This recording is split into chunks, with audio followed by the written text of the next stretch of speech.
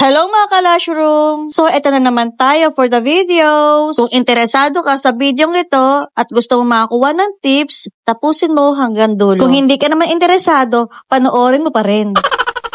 So, ayun na nga, si client ay request niya ay ako ang gagawa sa kanya. Nung dumating na si client, ay pinapirma na siya ng waiver ng aking mga angels. After nun, ay pinatanong ko kay JM kung ano yung request niyang ipapagawa or ano ipapagawa niya. Then, ang sabi ni client, ay ako na daw bahala kung ano daw sa tingin ko ang bagay sa kanya, kung ano daw yung pwede kong ma-recommend sa eye shape niya. So, ayan, nag-start na kami. Tinanong ko muna si client kung anong gusto niyang outcome para may idea din naman ako. Tinanong ko muna si client kung anong gusto niyang kapal, manipis ba, makapal, sakto lang ang kapal. Then, ang gusto ni client ay sakto lang yung kapal.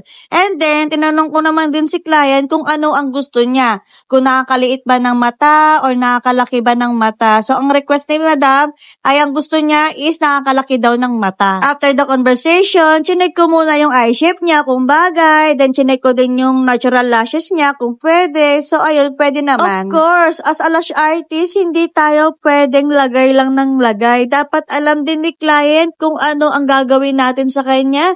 Mas lalong dapat alam din ni client kung anong size ang ilalagay natin sa kanya. So, anyway, sa part na to, ay nag-mapping na tayo dito and maglalagay na tayo dito ng size. Ang pinakamahabang size na ilalagay natin ay size 15mm. At ang pinakamaiksi naman ay 10mm. Sa outer part ako, una maglalagay ng lashes and then ganito ang taping method ko sa outer. Parang kitang-kita ko yung mga natural lashes kahit sa kadulu-duluhan. Ang gagamitin ko dito na lash glue ay syempre yung RXY Studio na Pro Glue. This past few weeks ay RXY Studio nga yung gamit namin na glue dahil nga hindi natin maintindihan kung mainit ba, malamig. Kahit naka-aircon, kapag super init, mainit talaga. Napansin namin yung Pro Glue, yun lang yung nakakasundo namin. Pero lahat naman ng glue na sinasabi ko sa inyo or sinishare ko, lahat naman yun ay ginagamit namin. Talagang minsan may something, ay nako, pero lahat sila maganda. Kaya kami hindi lang iisang brand na lash glue ang ginagamit namin. Anyway, balik na nga tayo sa ating ginagawa. Then sa part na to ay naglalagay na tayo dito ng eyelash extension. As you can see na hindi dikit sa balat kung maglagay ako ng extension. Kasi hindi talaga siya tama kung ididikit natin sa balat. Kasi once na nakadikit yan sa balat, yung extension na nilalagay natin sa natural lashes ni client,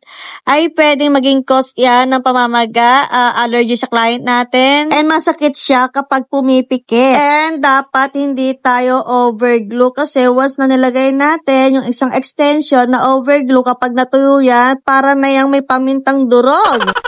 And last, isa ito sa mga pinaka-importante kapag tayo ay nagpapalagay ng eyelash extension ay dapat ay nababrush natin ang ating lashes or extension. Kasi once na hindi natin siya mabrush or may mga sumasabit kapag tayo ay nagbabrush, ibig sabihin ay mali yung ginawa sa atin ng ating mga artist. Kasi kailangan talaga is nababrush ang ating lashes. Kapag gumagawa ko sa client ko, ay palagi ko siyang binabrush para alam ko kung may mga sumasabit at kung may nagdidikit-dikit para at least maayos ko kaagad.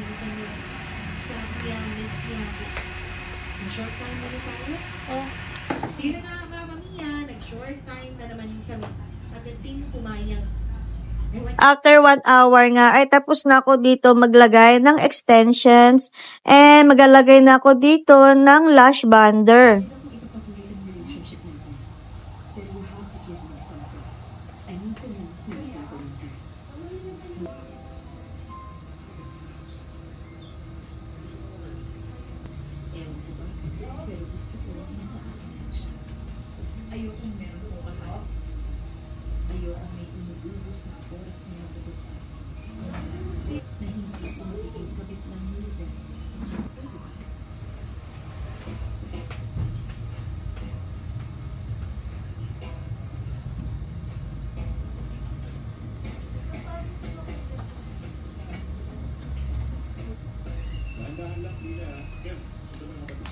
And sa part na nga neto, ay tatanggalin ko na yung mga tape na nilagay natin.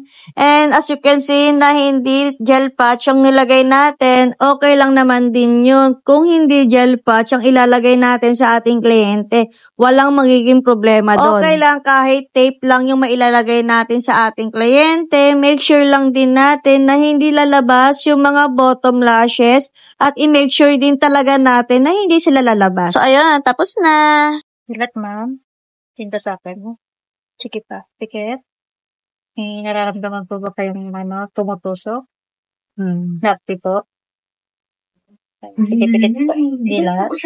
And here's the final look. So, ayan, ang ganda. At gustong-gusto rin ni client yung ginawa natin sa kanya. Bagay na bagay sa kanya. So, ang ginawa natin kay client ay doll eye volume set. Dahil makapal ang kanyang natural lashes, nagmukha siyang makapal, nagmukha siyang mega volume. Pero hindi naman ganun ka-mega.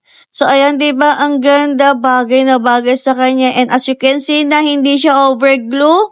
At mas lalong hindi siya dikit sa balahat. Ay, nako, napapasana all na lang din talaga. So, ayan lang. Thank you for watching. Bye! Mwah!